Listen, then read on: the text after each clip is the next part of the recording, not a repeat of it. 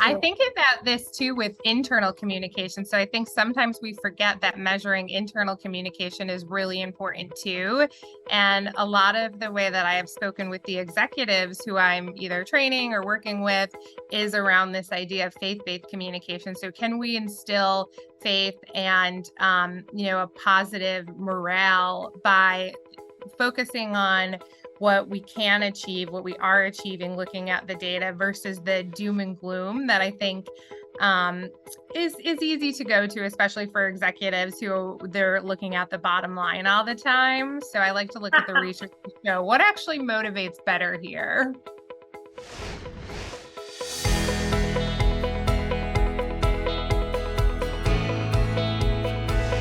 It's a story that I like to tell because I actually thought I was going to be a journalist. So probably from the time I was about 8, I used to pretend that I was a reporter. So I have a twin sister and we would do fake news reports. We would make my poor parents film us and watch us. And I really loved Barbara Walters and Katie Couric.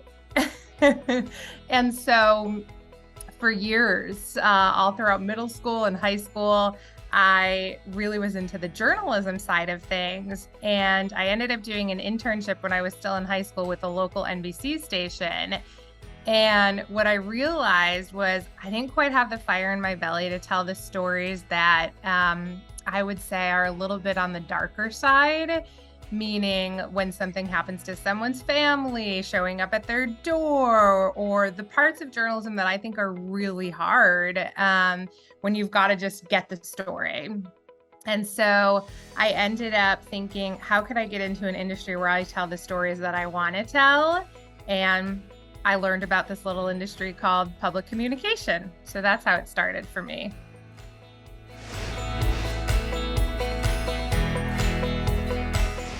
So I don't know if this quite counts, but I was just thinking about the journey and evolution of how we measure data on the comm side of things and how we quantify success and also how we use data for storytelling.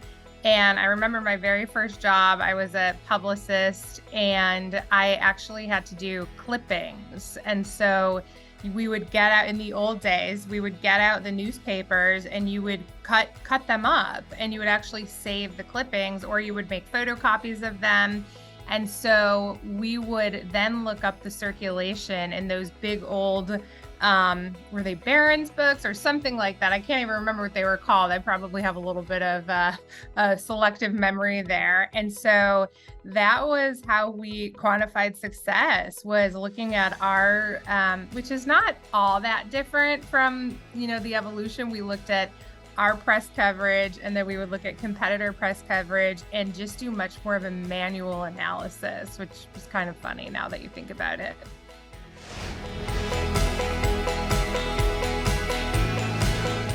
I remember for a long time, to be really candid, we were taught to use what I would consider vanity metrics. So number of clips, number of impressions, which I still see a lot today. We still use them in a certain capacity.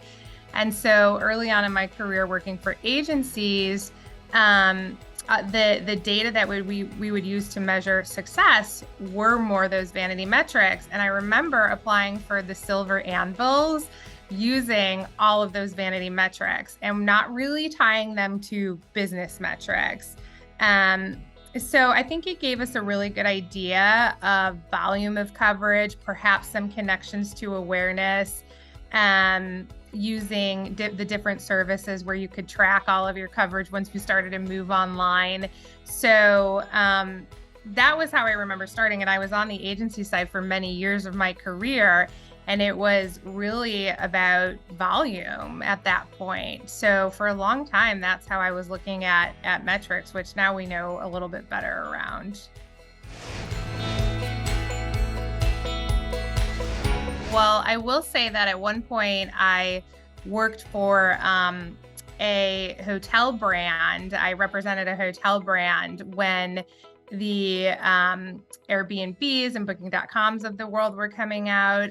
And we really used data in those instances, mostly around the positioning and trying to do competitive depositioning. So that's when I started to really get into things like keyword analysis and sentiment and understanding how we could influence public perception by looking at what I would call more like faith-based communication. So what do we do well that maybe the competition didn't? And so I remember when we really started to hone in on what those messages were that those other sites were saying, we were able to say, but here are the benefits of, staying with a hotel in a really different way than we had before.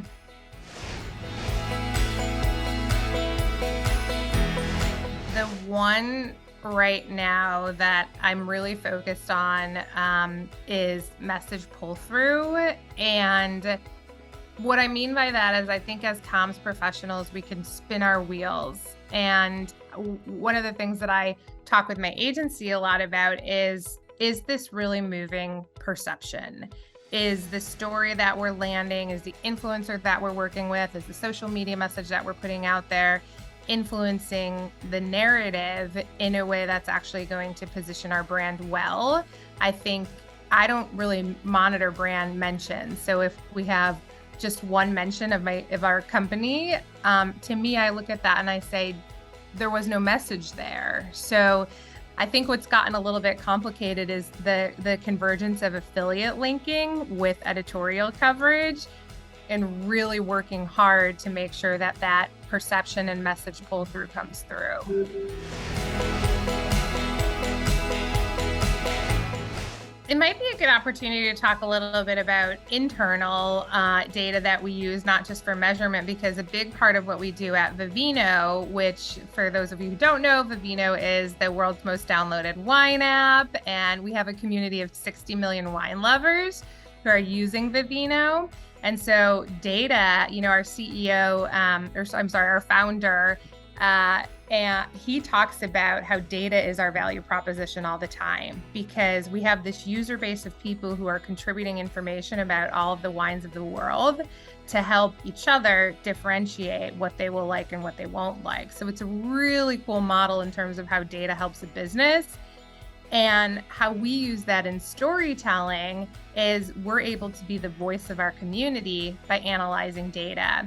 And so I partner really closely with our BI team, who uses tools like Looker, for instance, to analyze things like what are the 10 most beloved wines in the US right now, or you name the country or across the globe. And it helps us to do that data storytelling with journalists, which is really cool. One thing that we try and keep an eye on is when is it opinion-based versus fact-based? And even though our community is, of course, opinions, it's based on their specific taste.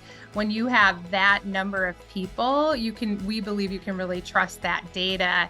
And so for a long time, people were looking at like critic reviews or sommelier only reviews, and we're trying to build tools and data that helps personalize this wine drinking journey so that it's really customized to them. So it's pretty neat. When I was on the agency side before I came to Vivino, I worked for a program called 1 Billion Acts of Peace. And this was an initiative that was spearheaded by a nonprofit organization called Peace Jam. Peace Jam is, the board is 12 Nobel Peace Prize laureates, including the Dalai Lama, and Desmond Tutu was involved for a long time. It was so cool. And the initiative, the reason why I'm bringing it up is because it involved data. So the goal was to encourage all citizens to commit acts of peace. And then Google was building the technology where folks could record their acts of peace. And so it became like this countdown of how close are we to getting to that 1 billion. And so I think it was a way that we use data, because data's, numbers, information, to drive a campaign. And it was just a beautiful initiative. So that's one. On the Vivino side of things, we have hosted something called the Vivino Community Awards on an annual basis. And what that is we look at and we publish the best wines of the world in different markets. And this is all based, again, on our community opinions. And so we're able to look across countries, regions. We can slice and dice the data any way possible. And what's really cool about that is we're able to feature wines and regions that maybe don't have huge marketing budgets because it's based on what the consumer really loves. So that's a really fun program that we work on at Vivino.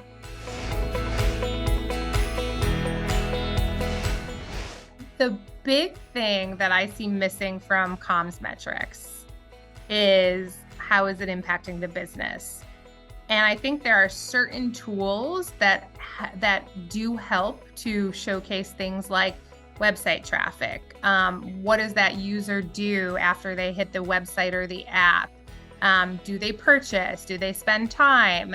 But I still think the tools available are evolving in terms of connecting the dots so that comms professionals can show that it's not just art, there's a little bit of science involved as well. So that is what comes to mind for me, and something that I think would make all of our lives a bit easier in terms of just up-leveling the ROI for comms.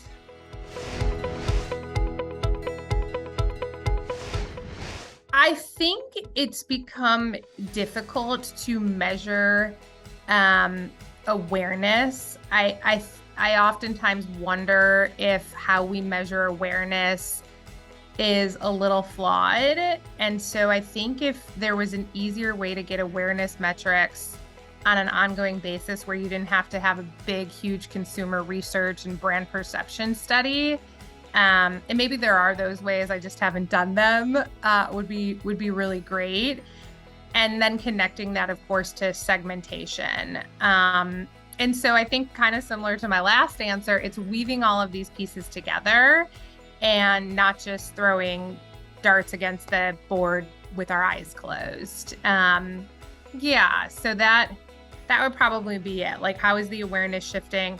And I know it takes time, which is why we only do these things every 6 months, every year, every 3 years. But that makes it a bit more difficult to really know, is what I'm doing working? My 2 cents for the budding comms professionals.